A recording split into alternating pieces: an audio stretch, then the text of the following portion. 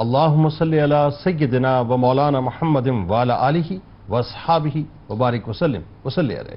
دنیا کے تمام دیکھنے والوں کو، تمام چاہنے والوں کو، تمام پیار کرنے والوں کو، اور جہاں جہاں تک اس وقت میری آواز کو سنا اور مجھے دیکھا جا رہا ہے، جنید اقبال کی جانب سے انتہائی محبت کے ساتھ السلام علیکم۔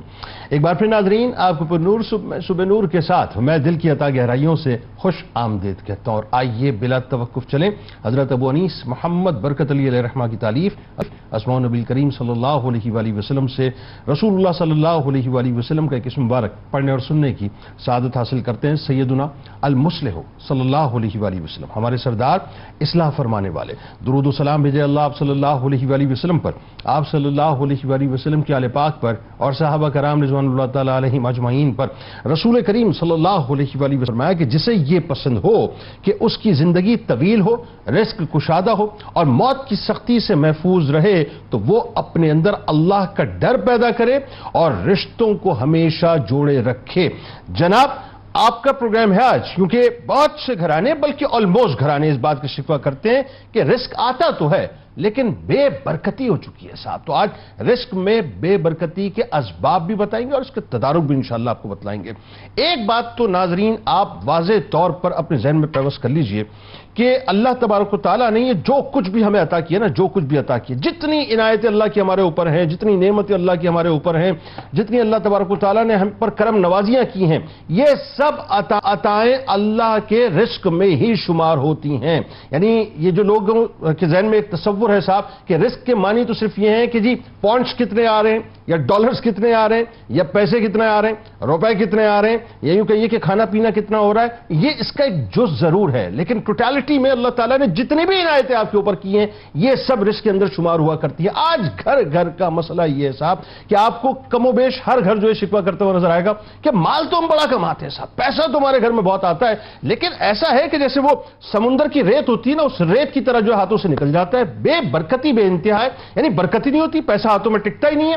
میرے میاں بھی بہت کماتے ہیں، میرے جیٹ بھی بہت کماتے ہیں، میرے دیور بھی بہت کماتے ہیں، فلاں بھی بہت بچے بھی بہت کماتے ہیں، لیکن پیسہ ہمارے گھر میں رہتا ہی نہیں ہے۔ اس کی کچھ وجوہات ہے صاحب، اس میں سے ایک بنیادی وجہ یہ ہے کہ آج ہم نے اپنے خالق و مالک سے جو تعلق ہے نا، اس تعلق کو بہت حد تک کمزور کر دیا۔ یعنی یوں کہہ لیجئے کہ بے عملی اور نااہلی جو ہے ہمارے اندر بے انتہا پیدا ہوگی، جسے قرآن نے بہت واضح طور پر فرمایا کہ وما اصابکم من مصیبت فبما کسبت ایدیکم ویعفو عن کثیر، کہ تم پر جو پریشانیاں ہیں وہ تمہارے اپنے ہاتھوں کی کمائی ہیں، اور بہت سی تو ہم نے معاف کر دی ہیں۔ معاملہ یہ ناظرین کہ عالم یہ ہو گیا کہ آج ہماری جو زندگیاں ہیں نا، سیلف انالیسس کیجئے ذرا اور سیلف اکاؤنٹیبلٹی کیجئے کہ ویسی رہی نہیں ہیں جیسے اللہ تبارک و تعالیٰ چاہتا ہے۔ اب جب زندگیاں ویسی نہیں رہی جیسا اسلام چاہتا ہے، اللہ چاہتا ہے، تو مجھے بتائیے برکت ویسی کیسی رہے گی جیسی ہم چاہتے ہیں۔ میں آپ کے سامنے 24 نکات پیش کرتا ہوں، یہ ایک چیک لسٹ ہے، اس چیک لسٹ کو ذرا آپ ٹک کرتے چلے جائیے گا اور دیکھیے گا ذرا کہ یہاں کمی جو ہے وہ ہمارے اندر کہاں موجود ہے۔ پہلی بات یہ ہے کہ جو رزق کی تنگی عموماً ہوتی ہے نا، اس کی بنیادی وجہ یہ ہے کہ ہم نماز کی پابندی نہیں کرتے۔ دوسری بات یہ ہے کہ عبادات سے مطلقاً دلوں کو چرا لینا اور ذکر و دعا سے اپنے آپ کو دور کر لینا۔ تیسری بات یہ ہے کہ بے وضو رہنا۔ بہت سے لوگ جو ہیں 24 گھنٹے صاحب، مطلب 24 گھنٹے سے مراد یہ کہ صرف نماز کے لیے وضو کیا، اس کے بعد ان کو فکر ہی نہیں ہوتی کہ ہمیں وضو کرنا ہے کہ نہیں کرنا ہے۔ چوتھی بات جو ہے وہ یہ ہے کہ توبہ و استغفار، یعنی ہم توبہ و استغفار سے اپنے آپ کو دور کر چکے ہیں۔ پانچویں بات یہ ہے کہ ہمارے اندر سے صبر بھی ختم ہوتا جا رہا ہے اور شکر جیسی نعمت بھی جو ہے وہ ہمارے سے بہت دور جو ہے وہ اب جاتی چلی جا رہی ہے۔ چھٹی بات یہ ہے کہ رات بھر غیر اخلاقی کاموں میں اپنے آپ کو ملوث رکھنا۔ ساتویں بات یہ ہے کہ صبح صادق رزق کی تقسیم کے وقت اپنے آپ کو اوندھا لٹا دینا اور سوتے رہنا اور آرام کرنا اور صاحب بادشاہوں کی طرح دن میں اٹھنا۔ آٹھویں بات یہ ہے کہ جھوٹ، غیبت اور چغلی اور اس طرح کے گناہوں کو اپنی زندگی کا باقاعدہ حصہ بنا لینا۔ نویں بات یہ ہے کہ نکاح کے حکم کو نظر انداز کرنا۔ 10ویں بات یہ ہے کہ حقداروں کو انصاف نہ دینا۔ 11ویں بات یہ ہے کہ زکوٰۃ کا ادا نہ کرنا۔ 12ویں بات یہ ہے کہ بھوکوں اور ضرورت مندوں کی مدد نہ کرنا۔ 13ویں بات یہ ہے کہ حلال کمائی کو بھی اخلاقی طور پر غیر معقول طریقوں سے حاصل کرنا۔ 14ویں بات یہ ہے کہ جاہلیت کے عملوں میں ملوث رہنا۔ 15ویں بات یہ ہے کہ نیکی کے کاموں کو ترک کر دینا، 16ویں بات یہ ہے کہ رشتہ داروں کے ساتھ صلہ رحمی نہ کرنا، اور یہ وظیفہ ہے، یہ ذہن میں رکھ لیجئے، جو رشتہ داروں کے ساتھ صلہ رحمی کر گیا اس کی عمر بھی طویل ہو جائے گی اور اس کے رزق میں بھی اللہ تبارک و تعالیٰ برکت عطا کر دے گا۔ 18ویں بات یہ ہے کہ مظلوموں پر ظلم کرنا۔ 19ویں بات یہ ہے کہ بلکہ 70ویں بات یہ ہے، اس میں ایک مس کر گیا، کہ قرض لینا اور واپس نہ کرنا۔ 18ویں بات یہ ہے کہ مظلوموں پر ظلم کرنا۔ 19ویں بات یہ ہے کہ کھانے پینے کی اشیاء کی بے توقیری کرنا، اسراف بیجا کرنا اور دسترخوان پر کھانے کو ضائع کر دینا۔ 20ویں بات یہ ہے کہ خوشحالی کی تلاش میں حریص ہو جانا اور آخرت کو بھلا دینا۔ 21ویں بات یہ ہے کہ رشوت لینا دینا۔ 22ویں بات یہ ہے کہ اخراجات کے معاملے میں اسراف کرنا۔ 23ویں بات یہ ہے کہ لوگوں کو متاثر کرنے کے لیے ریاکاری کرنا، اور 24ویں بات یہ ہے کہ قناعت پسندی اختیار نہ کرنا۔ اور آخری بات، لاسٹ بٹ ناٹ لیسٹ، اللہ تبارک و تعالیٰ کے احکامات سے اپنے آپ کو دور کر لینا۔ آغاز کرتے ہیں۔ ہمارے اس وقت جو شخصیات موجود ہیں وہ یقیناً کسی تعارف کی محتاج نہیں۔ پہلی شخصیت ممتاز عالم دین جناب مفتی محمد شاہد مدنی صاحب تشریف فرما ہے۔ دوسری شخصیت ممتاز عالم دین جناب مفتی محمد مدنی رضا صاحب تشریف فرما ہے، اور تیسری شخصیت ممتاز عالم دین جناب علامہ حافظ احمد یوسف صاحب تشریف فرما ہے۔ تینوں احباب کو السلام علیکم، خوش آمدید۔ آغاز کرتے ہیں صاحب، سب سے پہلے تو مفتی صاحب آپ سے، یہ بڑا ایک ایسا موضوع ہے کہ میرا خیال ہے کہ میں اگر کہوں کہ ہر گھر کا مسئلہ ہے تو یہ غلط نہ ہوگا۔ سب سے پہلے تو بائی اینڈ لارج رسک، چونکہ میں نے صرف ایک سیناپسس دیے، رسک ہے کیا بنیادی طور پہ، یہ ذرا لوگوں کو سمجھا، کیونکہ ہم بہت ہی محدود معنوں میں لیتے ہیں کہ گھر میں پیسہ نہیں آ رہا، رسک پہ تنگی ہو گئی، ڈالرز نہیں آ رہے، رسک پہ تنگی ہو گئی، پاؤنڈز نہیں آ رہے، رسک میں تنگی ہو گئی۔ رسک کیا ہے ذرا یہ تو بتائیے۔ بسم اللہ الرحمن الرحیم، هو القادر هو الحق هو المعین۔ انتہائی اہم موضوع، اور ہر بار کی طرح بہت خوبصورت آپ نے ابتدائیہ بھی دیا اور رزق کی مختلف جہتوں پر گفتگو فرمائی۔ اللہ کریم برکت عطا فرمائے۔ آمین آمین۔ ہمارے ہاں یہ ایک المیہ ہے کہ ہم رزق کو صرف اور صرف آمدن سے جوڑ دیتے ہیں یا کھانے پینے سے جوڑ دیتے ہیں۔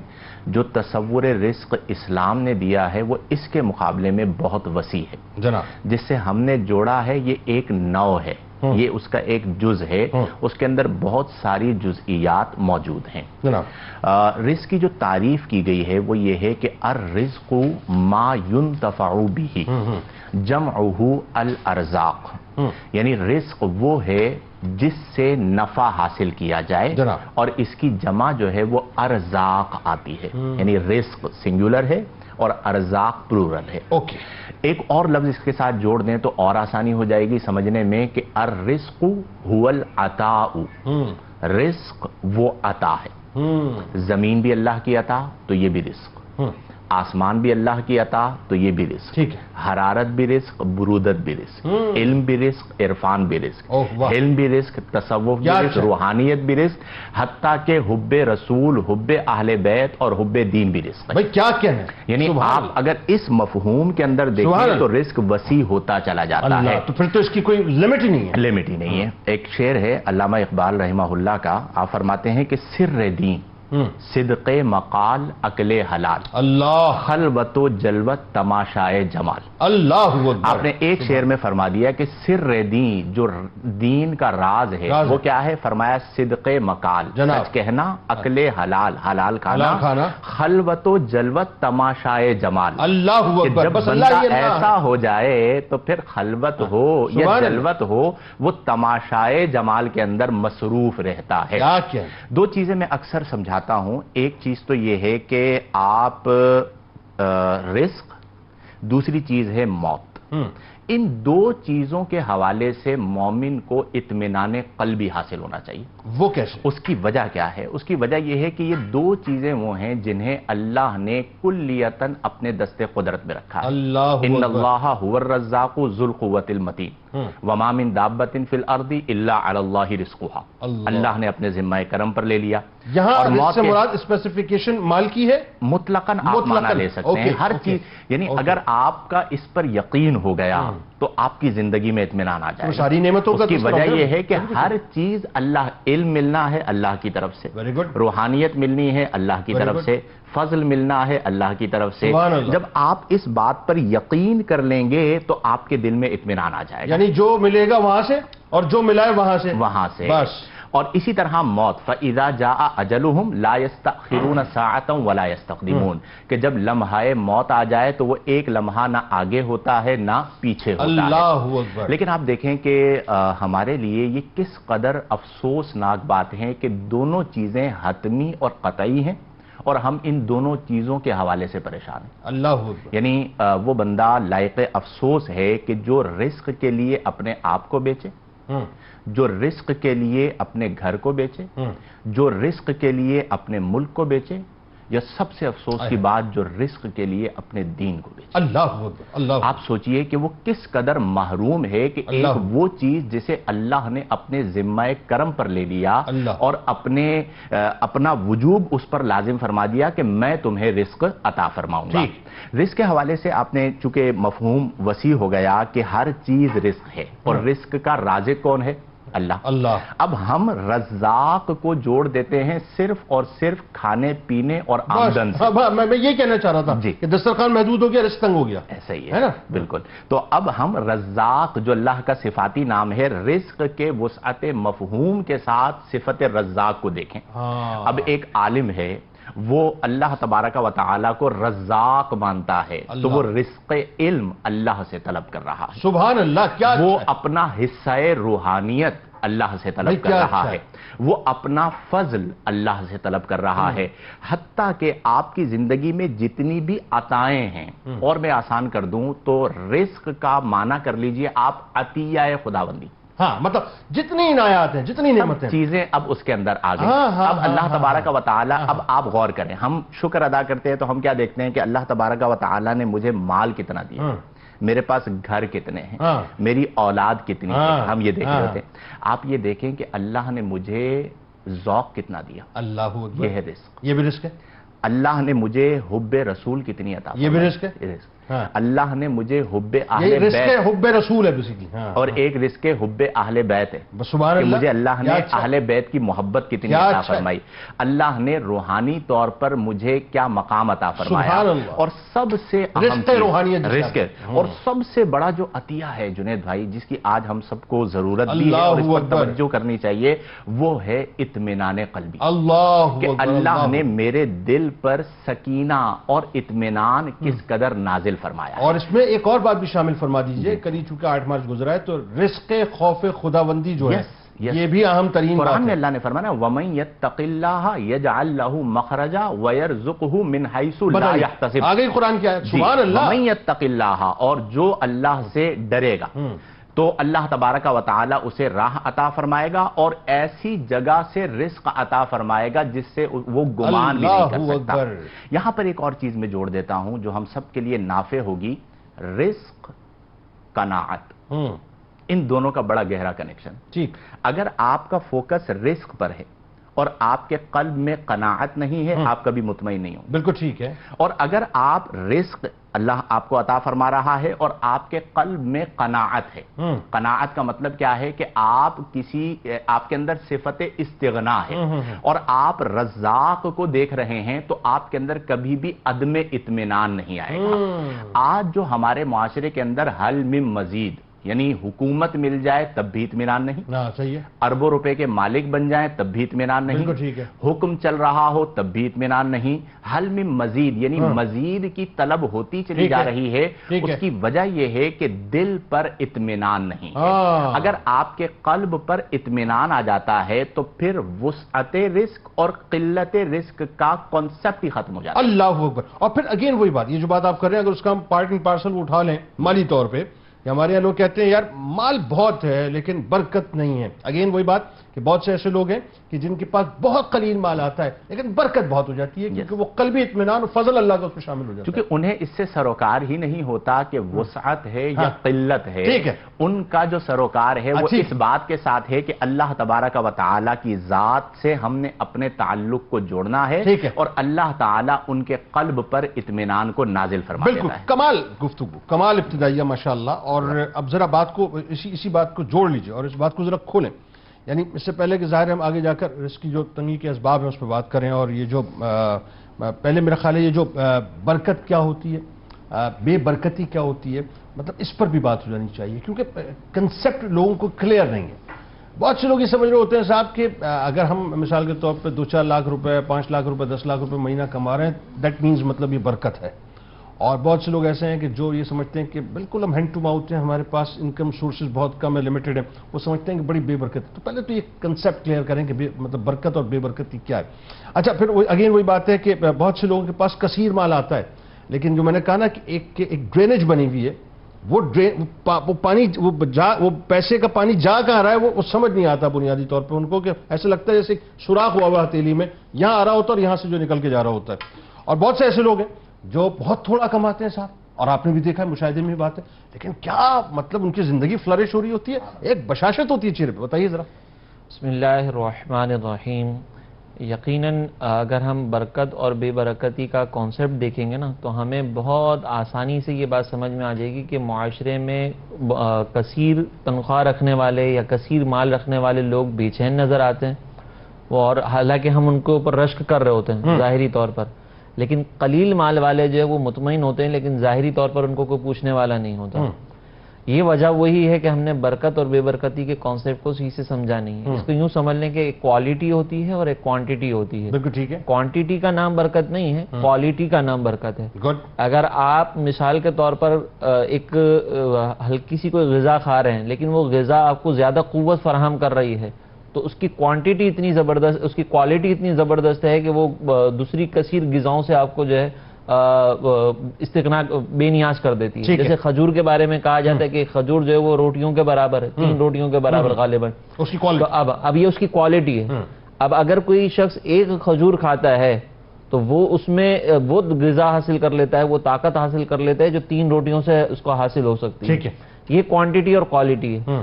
اب ہم جب برکت کی بات کرتے ہیں نا تو اس مثال کو سامنے رکھ کر, یہ صرف سمجھانے کے لیے مثال دی ہے, اگر ہم اس مثال کو سامنے رکھیں نا تو برکت یہ ہے کہ آپ کے رزق کے اندر وہ کوالٹی آ جاتی ہے کہ جس کوالٹی کے بعد آپ اللہ تبارک و تعالیٰ کی بارگاہ میں شکر بھی کر رہے ہوتے ہیں. پھر حضرت نے جیسے فرمایا کہ استغنا بھی ہو جاتا ہے, یعنی ایک شخص آپ کے سامنے مال و دولت کثیر بھی رکھ دے, لیکن آپ کو اس مال و دولت کی پرواہ نہیں ہوتی, کیونکہ آپ کا تعلق جو ہے وہ اس مال و دولت کے اوپر نہیں ہوتا, آپ کی نظر اس مال و دولت کے اوپر نہیں ہوتی, آپ کی نظر جو ہے وہ اللہ تبارک و تعالیٰ کی ذات پر ہوتی ہے.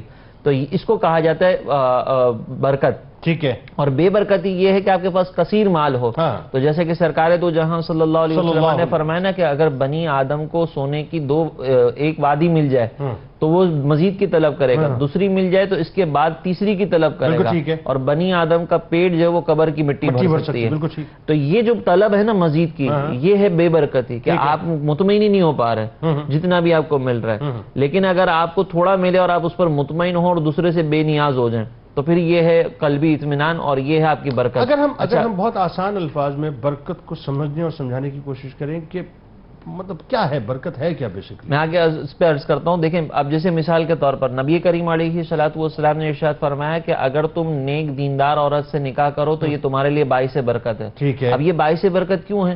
کیونکہ اس کی وجہ سے جو ہے وہ ایک تو گھر کا ماحول اچھا ہوگا, اولاد نیک ہوگی, اور اس سے انسان جو ہے وہ اپنا انسیت حاصل کرے گا. لیکن اگر اس کے مقابلے میں کوئی صرف مال و دولت اور حسب نسب کی وجہ سے نکاح کرے تو اگرچہ مال و دولت کی کثرت ہوگی لیکن اس کے باوجود گھر کے اندر اطمینان نظر نہیں آئے گا, تو یہ ہو گئی بے برکتی.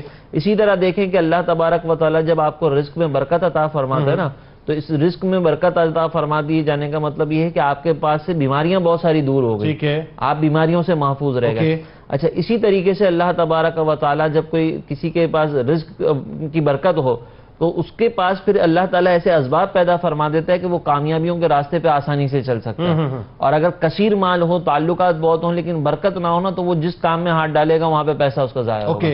تو یہ ہے برکت اور بے برکتی کا کانسیپٹ, کہ آپ کے مال کے اندر جو ہے وہ کوالٹی ہو اور کوانٹیٹی کی طرف آپ توجہ نہ کریں, اور مزید کی طلب آپ کے اندر نہ ہو, جو ہے اس پر مطمئن رہیں. اور اگر آپ کے پاس کثرت سے مال ہو لیکن اس کے باوجود آپ کثیر کی طلب میں لگے ہوئے ہیں, کوالٹی اس کے اندر نہیں ہے, گھر کے اندر جو ہے وہ بیماریاں پڑی ہوئی ہیں, کوئی اطمینان نہیں ہے, لڑائی جھگڑے, تو یہ ساری بے برکتی ہے.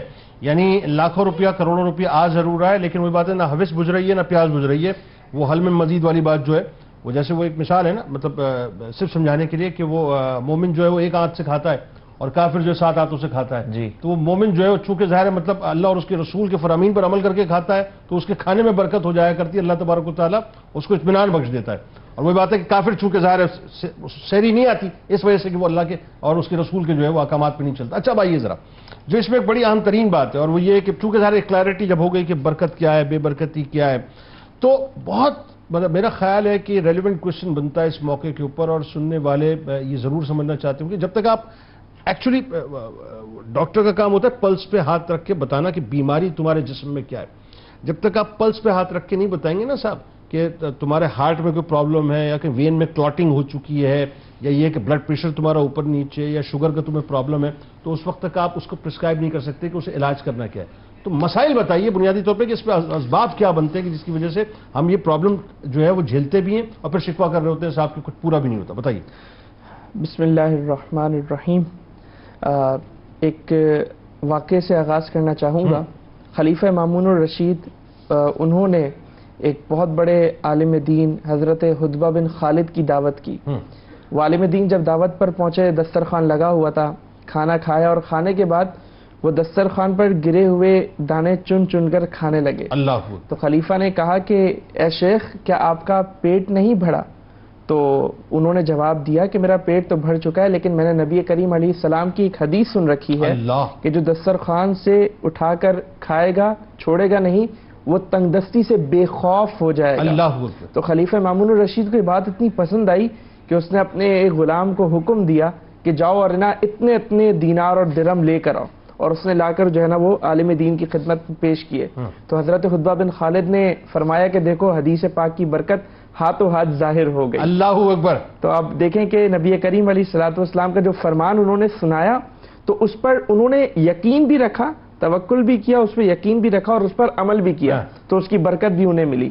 اچھا اسی کے مقابل ہم حضرت عائشہ صدیقہ رضی اللہ تعالی عنہا کی وہ حدیث دیکھتے ہیں کہ نبی کریم علیہ السلام گھر میں تشریف لاتے ہیں تو روٹی کا ٹکڑا گرا ہوا ہے تو نبی کریم علیہ السلام نے حکم فرمایا کہ اسے اٹھا لو، بلکہ آپ علیہ السلام نے خود اٹھایا، صاف کیا اور اسے تناول فرما لیا اور حکم دیا کہ اس ٹکڑے کی عزت کرو کیونکہ یہ جس قوم سے رخصت ہو جاتا ہے تو پھر پلٹ کر نہیں آتا. یعنی اس سے پتہ چلا کہ جو کھانا ہے نا اس کی عزت بہت زیادہ ضروری ہے. یعنی اس کا مطلب یہ بھی سمجھ آئی بات مجھے جو میں سمجھ رہا ہوں آپ کی بات سے کہ ہمارے یہاں یہ تو بڑی عام سی روٹین بات ہے کہ دسترخوان سجتے ہیں، اسراف بھیجا ہوتا ہے، کھانا جو ڈسٹ بن میں چلا جاتا ہے، یہاں سے لے کے شادی بیاہ کی تقاریب تک جو ہے جہاں ایوریجلی 40-50% کھانا جو ضائع ہوتا ہے جی. تو بے برکتی کی ایک بنیادی وجہ فرما رہی ہے. بالکل ایگزیکٹلی یہ ہے بے برکتی کی ایک بنیادی وجہ. اور مجھے اس پروگرام کے توسط سے ظاہر سی بات ہے جب میں اسباب پہ غور و فکر کر رہا تھا تو ایک اور چیز بڑی امپورٹنٹ سامنے آئی. ایک تو یہ نا کہ کھانے کا ضیاع،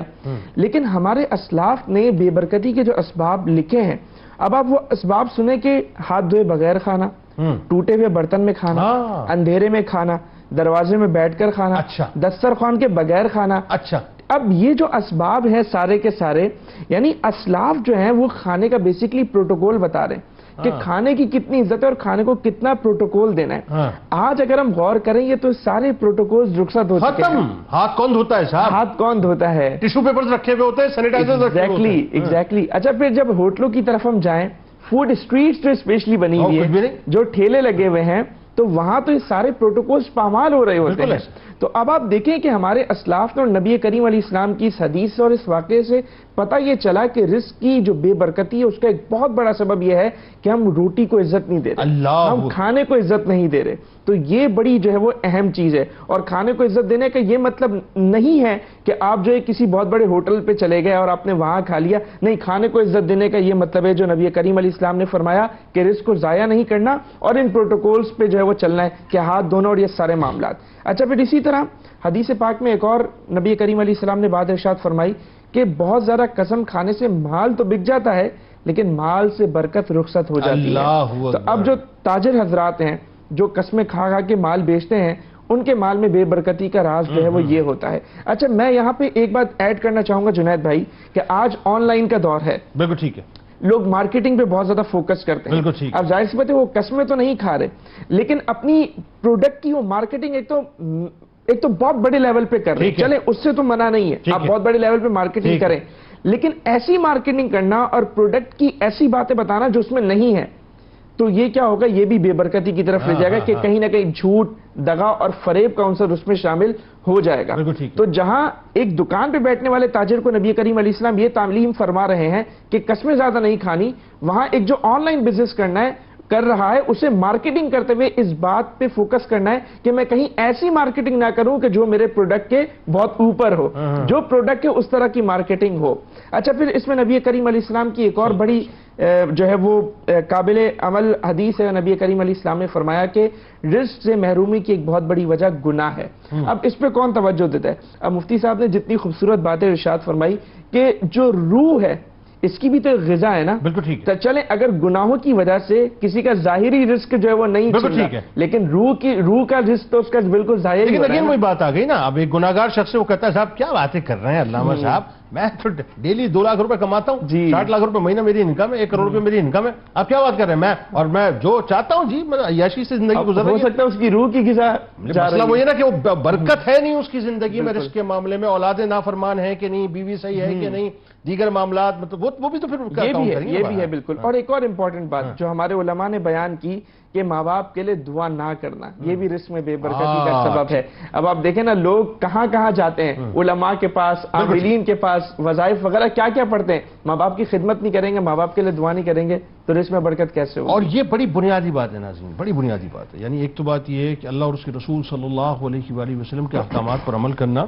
اور پھر اپنے والدین کی فرما برداری کرنا. میں نے بیلیو کیجئے ایسے لوگ دیکھیں, اپنے مشاہدے میں دیکھیں میں نے یہ بات, اور میں نے محسوس کیا ان لوگوں کے بارے میں, بڑا میں نے اسٹڈی کیا کہ صاحب ان کی کامیابی کی وجوہات کیا ہیں. میرا خیال ہے کہ مور دین 99% کیسز, اب ڈیسیملز میں رہ جاتی ہے بات, میں نے یہی دیکھا ہے صاحب کہ وہ اللہ رسول کے فرما بردار ہیں, وہ ماں باپ کے فرما بردار ہیں, وہ لوگوں کے ساتھ بڑے نرم خو ہیں, وہ اپنے دسترخوانوں کو وسیع رکھا کرتے ہیں, وہ انتہائی ڈاؤن ٹو ارتھ رہا کرتے ہیں.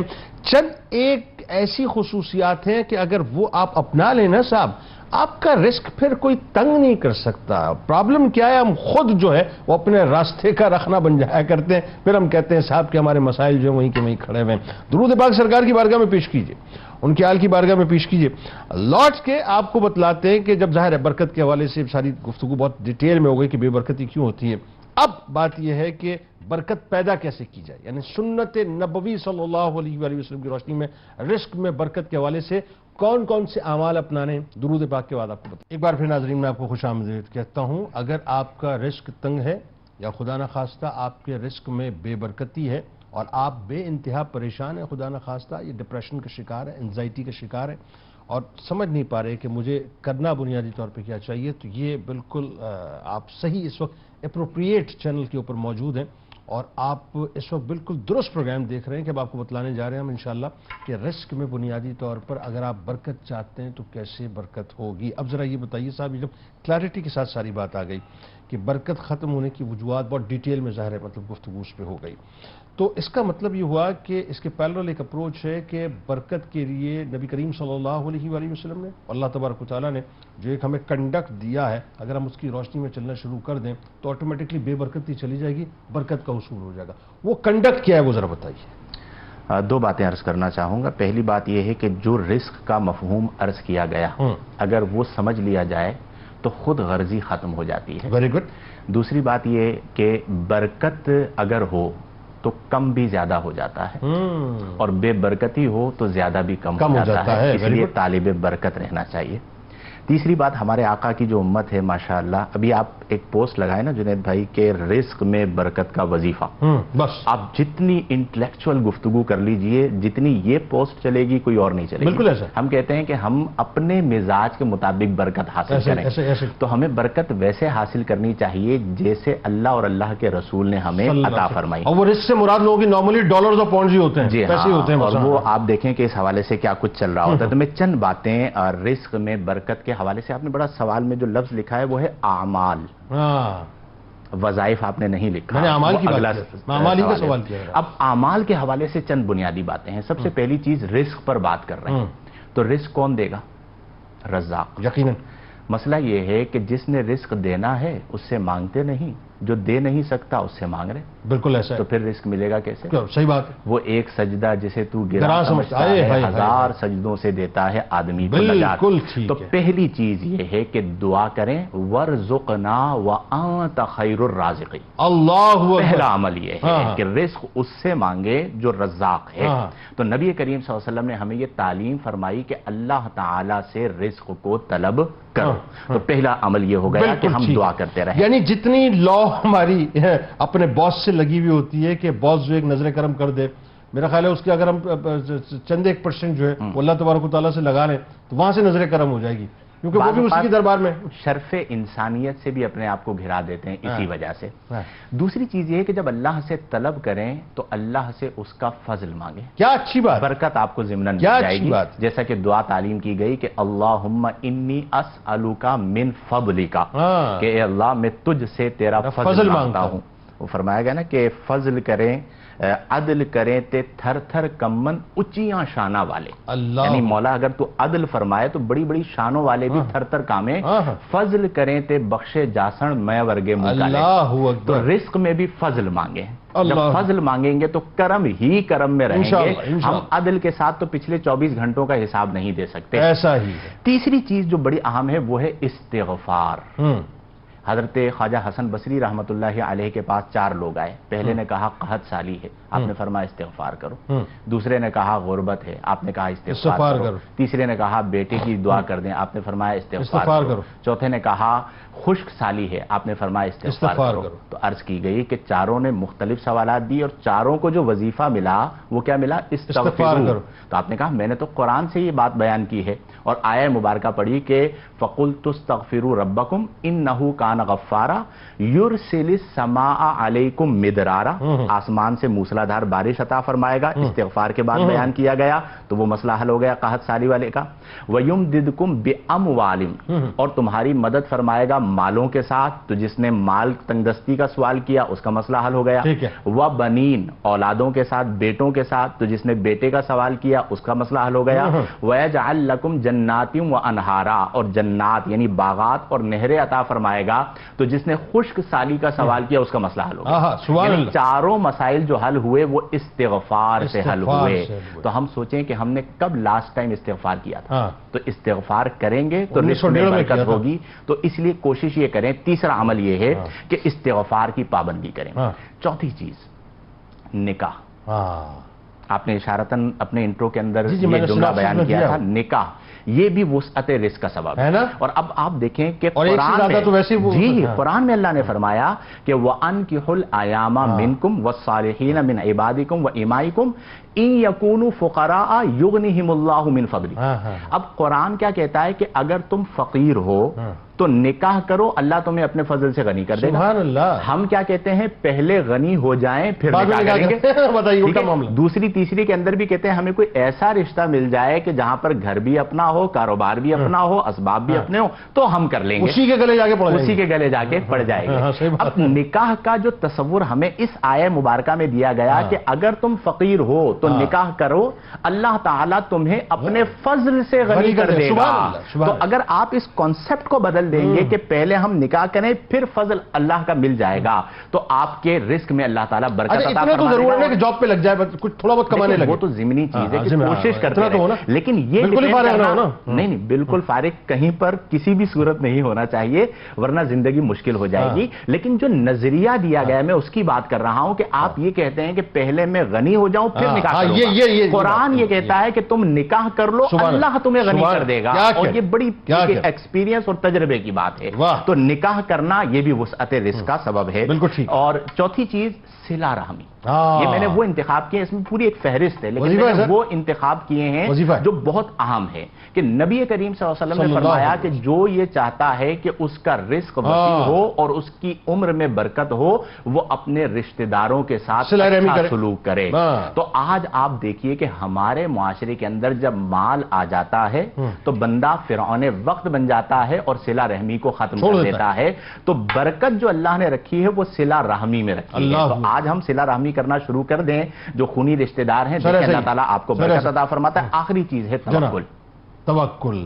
کیا بات. وَمَن يَتَوَكَّلْ عَلَى اللَّهِ فَهُوَ حَسْبُهُ. یہ اللہ کا اتنا بڑا فضل ہے, اتنا بڑا عطیہ ہے, اتنی بڑی نعمت ہے کہ آپ جب متوکل ہو جاتے ہیں تو پھر آپ کی خلوتوں میں بھی بہار آ جاتی ہے اور آپ کی جلوتیں بھی پربہار ہو جاتی ہیں. بلکہ متوکل کے پاس جو بیٹھتا ہے اس پر اس کی صحبت کا رنگ چڑھتا ہے, اور وہ رنگ باتوں سے نہیں چڑھتا. یعنی متوکل کا جو رنگ چڑھتا ہے وہ باتوں سے نہیں چڑھتا, صحبت سے چڑھتا ہے. تو ان چار چیزوں کو اپنا لیجیے, انشاءاللہ زندگی میں برکت. یہ آپ نے بڑی سنہری باتیں کی, بہت سنہری کمال باتیں کی. بلکہ اس میں بات آپ کی اجازت سے ایڈ کر لیجئے کہ قناعت بھی اس میں شامل کر لیجئے نا. ہمارے یہاں مطلب وہی بات ہے کہ لوگ کہتے ہیں صاحب مجھے وہ نہیں ملا. صاحب جو ملا یہ تو سوچو دیا کس نے. ایک تیری چاہت تھی, اس کی چاہت ہے نا. اس کی چاہت پہ اپنی چاہت کو جو قربان کر دے تو پھر وہی ہونے لگ جائے گا جو اس کی تیری اور اس کی چاہت ہے. ساری چاہتیں پھر ایک ہو جاتی ہیں. آخر میں اب ذرا آئیے فائنلی جو بات کو آگے بڑھاتے ہوئے کہ اس میں ایک لوگوں کے اٹریکشن کے لیے, اور ظاہر ہے یہ لوگ سمجھنا بھی چاہیں گے کہ بھئی ٹھیک ہے, یہ بالکل ہم کوشش کریں گے کہ جو اعمال مفتی صاحب فرما رہے ہیں اپنی زندگی کے اندر جو ہم تبدیلیاں پیدا کریں پریکٹیکلی, یعنی ہم اپنی جو مووز ہیں اس کو تبدیل کریں. ہو سکتا ہے کہ ہم غلط کر رہے ہوں تو سیلف انالیسس شروع ہو جاتا ہے. لیکن اگین وہی بات لوگ چاہتے ہیں کہ صاحب یہ تو ہو گیا, لیکن کچھ ایسے معمولات, کچھ ایسے وظائف بھی ہم اپنی زندگی میں شامل کریں کہ جس کے ذریعے سے اللہ تبارک و تعالیٰ جو رزق کے دروازے ہیں ایک تو وہ ہم پر کھولے, پہلی بات. دوسرا یہ کہ رزق میں برکت ہو جائے. ٹھیک, تو ذرا بتائیے کیسے ہو. بسم اللہ الرحمن الرحیم. دیکھیں ابتدائی طور پر دو چیزیں میں مزید ایڈ کروں گا اس میں. ایک تو اللہ تبارک و تعالیٰ نے ارشاد فرمایا کہ لَإِن شَكَرْتُمْ لَأَزِيدَنَّكُمْ, کہ اگر تم شکر کرو گے تو میں تمہیں زیادہ دوں گا. یہ اللہ تبارک و تعالیٰ کا وعدہ ہے. جو نعمتیں, جو نعمتیں ہیں اس کے اوپر شکر کرنا ہے. اور دوسرا یہ کہ وَمَن يَتَّقِ اللَّهَ يَجْعَل لَّهُ مَخْرَجًا وَيَرْزُقْهُ مِنْ حَيْثُ لَا يَحْتَسِبُ. یہاں پہ اللہ تعالیٰ نے واضح طور پر ارشاد فرمایا کہ جو حقیقی خوف خدا رکھے گا تو اللہ تبارک و تعالیٰ اس کے لیے مشکلات سے نکلنے کی راہ بھی ہموار فرمائے گا, اور اسے اس مقام سے رزق عطا فرمائے گا جہاں سے اس کا گمان تک نہ ہو. تو یہ دو چیزیں تو آپ کو بنیادی طور پر اختیار کرنی ہی کرنی ہیں. ٹھیک ہے. اس کے بعد ہمارے بزرگوں نے جو, اور احادیث کی روشنی میں ہمیں جو وظائف ملتے ہیں, اس میں پہلی چیز ہے صبح کے وقت سورہ یاسین شریف کی تلاوت کرنا.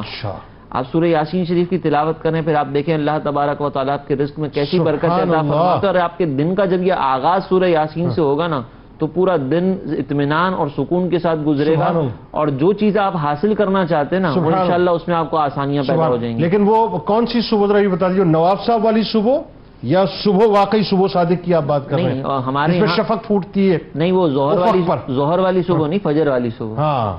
اچھا, پھر اس کے بعد اگر بالفرض کسی کو صبح کے وقت پڑھنے کا موقع نہ ملے تو پھر دن میں کسی بھی وقت 41 مرتبہ اگر سورہ یاسین شریف پڑھے تو اس کی بھی ایک اپنی برکت ہے. یہ ہمارے بزرگوں نے لکھا. اچھا, اسی طرح جو ہے وہ یہ تو ہو گیا صبح کے وقت, اور ایک ہے غروب آفتاب کے بعد سورہ واقعہ کی تلاوت کرنا. سرکار علیہ الصلوۃ والسلام نے اس کے بارے میں ارشاد فرمایا کہ یہ فاقے سے بچاتی ہے اور اس سے رزق میں برکت ہوتی ہے. تو سورہ واقعہ کی تلاوت کو لازم اختیار کیا جائے, اس سے بڑی برکتیں ہوتی ہیں. اچھا, یہ کیا گھر کے سارے افراد کے لیے آپ فرما رہے ہیں سارے ہی افراد کریں؟ لیکن جس کے لیے, جس کو اس کی تمنا ہے نا وہ پڑھے گا. اب یہ نہیں, یہ جو فضیلت ہے, کو نہیں ہوتی کہ صاحب مال ہے میرے پاس. اب یہ جو فضیلت ہے نا, یہ سرکار علیہ الصلوۃ والسلام نے چونکہ پڑھنے کے ساتھ بیان فرمائی ہے تو سننے والے کے لیے ہم اپنی مرضی سے بیان نہیں کر سکتے. ہاں, حسن ظن ضرور رکھ سکتے ہیں کہ اگر کسی ایک نے تلاوت کی, بقیہ نے سنا, تو انشاءاللہ اس کو بھی یہ فضیلت مل سکتی ہے. لیکن ہم اپنی طرف سے بیان زبردستی نہیں کر سکتے, کیونکہ سرکار علیہ الصلوۃ والسلام نے قرات کرنے والے کے بارے میں فرمایا. لیکن چونکہ قرآن مجید ہے تو ہم اس کی برکتوں نہیں, میں یہ کر رہا ہوں کہ جو پڑھنا چاہے, مثال کے طور پہ اگر میں یہ وظیفہ گھر میں کرنا چاہوں, میرے اور گھر والے کرنا چاہیں, تو سبھی کے لیے نا, سب کے لیے یہ سرکار علیہ الصلوۃ والسلام کے جتنے فرامین ہیں نا وہ عام امت کے لیے. بالکل صحیح. اچھا, اسی طرح جو ہے وہ ایک مرتبہ ایک صحابی سرکار علیہ الصلوۃ والسلام کی بارگاہ میں حاضر ہوئے اور عرض کرنے لگے کہ یا رسول اللہ, دنیا نے مجھ سے منہ موڑ لیا. تو سرکار علیہ السلام نے فرمایا کہ تمہیں کیا وہ تسبیح معلوم نہیں جو ملائکہ کی تسبیح ہے؟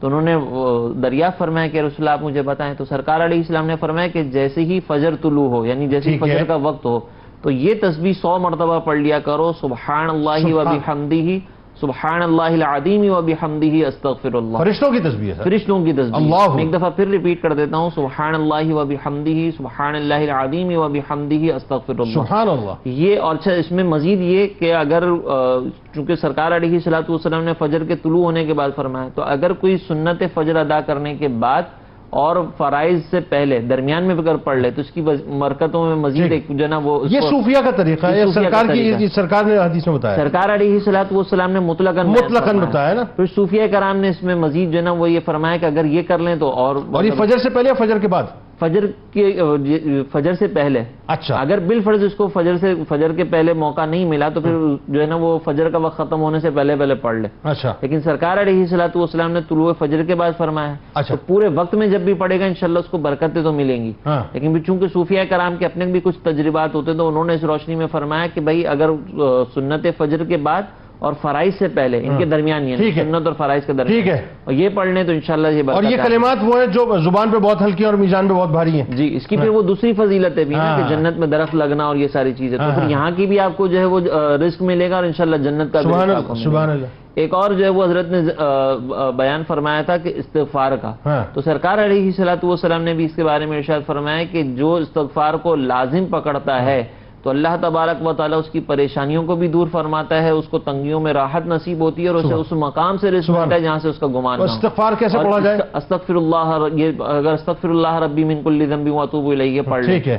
اچھا، یہاں پہ صرف زبانی طور پر پڑھنے کے ساتھ ساتھ وہ جو دل ہے نا کہ میں تمام گناہوں کو چھوڑ رہا ہوں اور اس کی مغفرت طلب کر رہا ہوں، یہ ضروری ہے قلب حضوری کے ساتھ.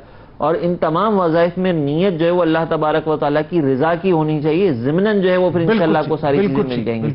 ایک اور چیز جو ہمارے بزرگوں نے لکھی، نماز کے بعد آیت الکرسی کا ذکر ہے کہ نماز کے بعد آیت الکرسی پڑھیں. اور ایک اور یہ فرمایا کہ آیت الکرسی کو جو ہے وہ کسی اونچے لکھ کر کسی اونچے مقام پر آویزہ کر دیں تو اس سے بھی فاقے میں صوفیہ کا طریقہ ہے. اچھا، ایک اور حدیث مبارکہ میں آتا ہے کہ جب تم گھر میں داخل ہو تو والوں کو سلام کرو، سورہ اخلاص کی تلاوت کرو اور پھر اس کے بعد مجھ پر درود پاک پڑھو اور سورہ اخلاص کی تلاوت کرو. تو اب جب بھی ہم کبھی گھر میں داخل ہوں تو ہمارے بزرگ یہ فرماتے ہیں کہ آپ گھر میں اگر کوئی موجود ہے تو اس کو سلام کریں، نبی کریم علیہ الصلوۃ والسلام پر درود پاک پڑھیں اور پھر اس کے بعد سورہ اخلاص کی تلاوت کریں تو انشاءاللہ اس سے بھی رزق میں اضافہ ہوتا ہے. باواز بلند سلام، باواز بلند، جتنی بار داخل ہو اتنی بار سلام کریں. ہمارے بزرگوں کا بعض کو یہ طریقہ تھا کہ جب وہ صبح کے وقت اٹھتے تھے نا تو اسی وقت اپنے گھر کے اندر جب موجود ہوتے تھے تو یہ عمل اختیار کر لیا کرتے تھے.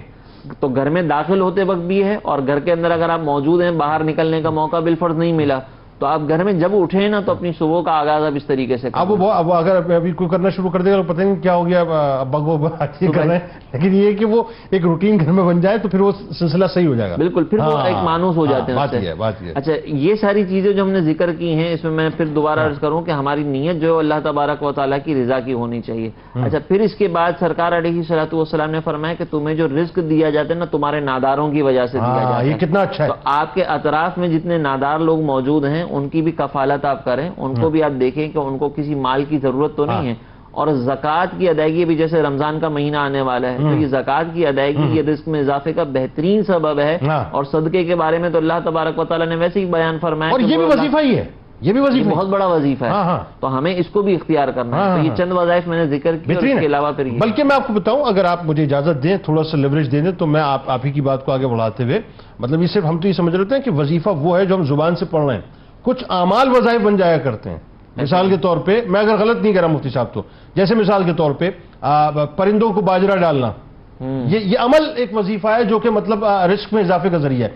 ایون بزرگ تو یہاں تک کہتے ہیں، جو عموماً میں لوگوں کو کہتا ہوں کہ صاحب وہ جو چوٹیوں کو چینی ڈالنا اور آٹا ڈالنا ہے یہ تو اتنا اعلیٰ و عرفہ وظیفہ ہے کہ ہم تصور بھی نہیں کرتے. حضرت سلیمان علیہ السلام کو جو واقعہ ہے نا کہ جب آپ بارش نہیں ہو رہی تھی تو سلیمان علیہ السلام جو اپنے لشکر کے ساتھ گئے، بہت طویل واقعہ، میں مختصر آپ کو 2 جملوں میں عرض کروں تو سلیمان علیہ السلام جس وقت پہنچے نماز استسقاء کے لیے تو سارا ہجوم آپ کے ساتھ تھا. تو آپ نے دیکھا کہ ایک چونٹی جو ہے وہ آندھے منہ جو ہے وہ لیٹی ہوئی اور اللہ سے دعا کر رہی کہ اللہ ہم تیری ادنا سی مخلوق ہے، ہمارے لیے بارش برسا دے. سلیمان علیہ السلام نے فرمایا کام ہو گیا، واپس چلو. اور جیسے وہ پلٹے بارش ہونا شروع ہو گئی. تو چونٹیاں بھی دعا کرتی ہیں صاحب. اب آئیے آخر میں کیا ہم یہ کہیں کہ رزق کی تنگی جو ہے وہ اس کے پیچھے بنیادی طور پہ یہ اللہ کی جو نافرمانی کے معاملات ہیں وہی ہیں، یا امتحانات کا بھی کوئی سلسلہ ہوتا ہے، آزمائشوں کی صورت میں بھی رزق تنگ ہو جایا کرتا ہے؟ مطلب کیسے پتہ چلے، اس کو ڈفرینشیٹ کیسے کریں گے ہم؟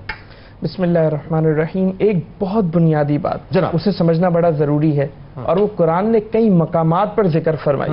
اللہ تبارک و تعالیٰ ارشاد فرماتا ہے اللہ یبسط الرزق لمن یشاء. کہ اللہ تبارک و تعالیٰ جس کے لیے چاہتا ہے رزق میں کشادگی کرتا ہے اور جس کے لیے چاہتا ہے رزق میں تنگی کرتا ہے. اب اس کی حکمتیں کیا ہیں, اس کے اسباب کیا ہیں؟ تو اللہ تبارک و تعالیٰ نے ایک سبب تو خود بیان فرمایا. اللہ تعالیٰ فرماتا ہے وَلَوْ بَسَطَ اللَّهُ الرِّزْقَ لِعِبَادِهِ لَبَغَوْا فِي الْأَرْضِ, کہ اللہ تبارک و تعالیٰ اگر ہر بندے کو رزق میں کشادگی عطا فرما دے تو یہ زمین میں فساد کریں گے. اچھا, یہ ایک سبب ہے. اس کے علاوہ اور کیا اسباب ہو سکتے ہیں رزق میں کشادگی کے, رزق میں تنگی کے؟ تو ایک حکمت جو علماء نے بیان کی وہ یہی بیان کی کہ اللہ تبارک و تعالیٰ دے کر امتحان لیتا ہے کہ بندہ شکر ادا کر رہا ہے یا نہیں کر رہا, اور بعض اوقات اللہ تبارک و تعالیٰ جو ہے وہ لے کر امتحان لیتا ہے کہ بندہ شکر ادا کر رہا ہے یا نہیں کر رہا. اچھا, اب یہ کیسے فرق ہو کہ آزمائش ہے یا بے برکتی ہے؟ تو اس حوالے سے بھی علماء نے ایک بات ذکر کی ہے کہ آزمائش جو ہے نا وہ بندے کو اللہ تبارک و تعالیٰ سے جوڑتی ہے. آزمائش جوڑے گی اللہ تبارک و تعالیٰ سے, اور بے برکتی جو ہے نا وہ اللہ تبارک و تعالیٰ سے دور رہ جائے گی. اللہ تبارک و تعالیٰ کی رحمت سے وہ دور کر دے گی. اور یہ بات مسلمانوں کو, مومنین کو ذہن میں رکھنا ضروری ہے کہ دیکھیں آزمائش آنی ہے. قرآن واضح کہہ رہا ہے, اللہ تبارک و تعالیٰ فرما رہا ہے وَلَنَبْلُوَنَّكُمْ بِشَيْءٍ مِّنَ الْخَوْفِ وَالْجُوعِ وَنَقْصٍ مِّنَ الْأَمْوَالِ وَالْأَنفُسِ وَالثَّمَرَاتِ. تو اس کے بعد کیا گنجائش ہے؟ اللہ تبارک و تعالیٰ ضرور آزمائیں گے, ہم ضرور آزمائیں گے. اور کس چیز سے آزمائیں گے؟ وضاحت فرمائی, تفصیل, کہ خوف سے آزمائیں گے, بھوک سے آزمائیں گے, مال میں کمی کر کے آزمائیں گے, ثمرات میں کمی کر کے آزمائیں گے, اور اولاد کے ذریعے بھی آزمائیں گے. اور یہ آزمائش کیوں ہوگی؟ تاکہ فرما بردار اور نافرما بردار ان دونوں کے درمیان فرق واضح ہو جائے کہ کون اللہ کا شکر ادا کر رہے ہیں اور کون اللہ تبارک و تعالیٰ کی نافرمانی کر رہے ہیں. اس موقع پر میں ایک اور بات یہ جو ہے وہ کہنا چاہوں گا. اللہ تبارک و تعالیٰ نے قرآن میں ارشاد فرمایا وَمَنْ أَعْرَضَ عَنْ ذِكْرِي فَإِنَّ لَهُ مَعِيشَةً ضَنْكًا فَإِنَّ لَهُ مَعِيشَةً ضَنْكًا, کہ جو میرے ذکر سے اعراض کرے گا اس کے لیے میں کیا کروں گا؟ معیشت ان کی تنگ کر دوں گا, دنیا تنگ کر دوں گا. لیکن جنید بھائی یہاں ایک بات بڑی سمجھنے کی ضروری ہے کہ جب ہم تفاسیر میں دیکھتے ہیں نا, علماء نے جو دنیا تنگ ہونے کی جو تفسیر کی ہے نا, وہ علماء نے پتہ ہے کیا لکھا ہے؟ علماء نے لکھا ہے دنیا تنگ ہونے کا مطلب یہ ہے کہ بندہ برے کاموں میں مبتلا ہو جاتا ہے. دنیا تنگ ہونے کا مطلب یہ ہے کہ بندہ کناز سے محرومی ہو جاتی ہے. دنیا تنگ ہونے کا مطلب یہ کہ اطمینان قلب چلے جاتا ہے, توکل چلے جاتا ہے. دنیا تنگ ہونے کا مطلب یہ کہ بندہ حرام مال میں مبتلا ہو جاتا ہے. اب آپ دیکھیں کہ ایک طرف اللہ تبارک و تعالیٰ فرما رہا ہے بھوک سے آزماؤں گا, مال میں کمی کر کے آزماؤں گا, اور ایک طرف اللہ تعالیٰ فرما رہا ہے کہ دنیا کو تنگ کر دوں گا اور ان ذرائع سے تنگ کر دوں گا. اب جس چیز کا اللہ تعالیٰ وعدہ فرما رہا ہے کہ میں ان چیزوں سے تمہیں آزماؤں گا, انسان کو اس سے تو بے فکر ہو جانا چاہیے نا کہ بھئی یہ آزمائش ہے. لیکن جن چیزوں کا تھریٹ ہے کہ اللہ تعالیٰ فرما رہے میرے ذکر سے اعراض کرو گے تو دنیا تنگ کر دوں گا, ان کی طرف توجہ نہیں ہے. یہ بہت بڑی پرابلم ہے. میرے دیکھنے کا تو لینس ہی چینج ہو گیا. لینس چینج, میرے دیکھنے کا تو پھر لینس ہی مجھے چینج کر لینا چاہیے. بالکل میں یہ سمجھ رہا ہوں کہ دنیا تنگ ہونے سے مراد یہ صاحب کہ اب وہ پونڈز کی اور ڈالرز کی بارش ہونا, پیسوں کی بارش ہونا جو بند ہو جائے گی, سونے چاندی کی بارش ہونا بند. نہیں, دنیا تنگ تو کسی اور وے میں ہو رہی ہے. یعنی اٹ مینز اللہ تبارک و تعالیٰ مجھے پھٹکار رہا ہے, دھتکار رہا ہے, اپنی بارگاہ سے باہر نکال رہا ہے, اور وہ حرام کاموں میں انسان جو ملوث, یہ دنیا تنگ ہو رہی ہے. اور اگر بھوک لگ رہی ہے, مال میں کمی ہو رہی ہے, تو یہ تو آزمائش ہے, اس سے تو اللہ سے جڑ جانا چاہیے. اور ایک آخری بات, رمضان آ رہا ہے, نبی کریم علیہ السلام فرماتے ہیں خطبہ رمضان میں کہ رمضان کے مہینے میں مومن کا رزق بڑھا دیا جاتا ہے, وسعت دے دی جاتی ہے. تو ایسی آخری بات ہے. بالکل صحیح, بہت صحیح, بہت صحیح, بہت. اللہ تعالیٰ تینوں آپ کو سلامت رکھے. کمال گفتگو آپ لوگ کرتے ہیں ماشاءاللہ تینوں, اور بہت مجھے تو لطف آتا ہے ناظرین. ظاہر ہے ان شخصیات کے ساتھ بیٹھ کے بہت کچھ سیکھنے کو ملتا ہے. اگین وہی بات کہ آپ نے بہت کچھ سیکھا ہوگا, مجھے امید ہے. میں جو بات آخر میں حافظ صاحب کر رہے تھے, بس ایک جملے میں, رمضان المبارک سامنے کھڑا ہوا ہے صاحب, بس اب چند گھنٹے باقی ہیں. اللہ تعالیٰ سب کو بہت عافیت کے ساتھ اس میں داخل فرمائے. یہ مہمان ایک مہینے کے لیے آئے گا. رزق چونکہ ایک بڑے وسیع معنی اور مفاہیم میں, اس کو اگر آپ وسیع کرنا چاہتے ہیں, ہر آدمی چاہتا ہے, تو پھر بندوں کی خدمت کرنا شروع کر دیجیے. خیر خواہی کا مہینہ ہے, لوگوں کی داد رسی کا مہینہ ہے, اور اس سے بہتر کوئی مہینہ ہے نہیں صاحب. بس یہ ذہن میں رکھیے کہ اللہ تبارک و تعالیٰ کی رحمتیں چھما چھم برس رہی ہوں گی لینے والا اور سمیٹنے والا ہونا چاہیے. کتاب الشفا رزق میں برکت کا ایک عمل میں بھی آپ کو بتلا دیتا ہوں. علامہ صاحب نے بتلایا ارشاد نبوی صلی اللہ علیہ وآلہ وسلم کہ جو شخص سورۃ الکہف کی تلاوت کا معمول بناتا ہے تو وہ عذاب قبر سے محفوظ ہو جاتا ہے اور اس کے رزق میں کبھی بھی کمی نہیں آتی. حضرت بابا فرید الدین مسعود گنج شکر رحمۃ اللہ علیہ کا قول مبارک ہے کہ اے انسان رزق حلال کی لازمی فکر کرو کیونکہ رزق حلال رزق میں برکت کا سبب بنتا ہے اور حرام کی کمائی بے برکتی اور تنگ دستی کا سبب بنتی ہے. روزنامہ 92 نیوز میں ضرور پڑھیے گا رزق میں بے برکتی کے اسباب کے حوالے سے. ایکس پہ میں فالو کر لیں, فیس بک پیج کو لائک کر کے یوٹیوب چینل کو سبسکرائب کر کے بیل آئیکن کو ضرور کلک کر لیجئے. آئیے صاحب اپنی روح سے تجدید عہد وفا. لا یؤمن احدکم حتی اکون احب الیہ من والدہ وولدہ والناس اجمعین. اللہ تعالیٰ آپ کا, ہمارا, ہم سب کا, پاکستان کا, امت مسلمہ کا, خاص طور پر غزہ کے رہنے والوں یمنیوں کے لیے اور جتنے بھی مسلمان دام درم قدم سخن اس وقت غزہ کے رہنے والوں کی مدد کر رہے ہیں ان کے لیے دعا کیجیے. اللہ تعالیٰ ان کا حامی و ناصر ہو. رمضان کا مہینہ ہے, بہت قیامت خیزی ہے صاحب, بہت بڑا امتحان اس وقت غزہ کے رہنے والوں کو. اللہ تعالیٰ بس اپنا کرم کر دے. آئیے نعرہ لگائیں گے پاکستان کا مطلب کیا؟ لا الہ الا اللہ محمد رسول اللہ صلی اللہ علیہ وسلم.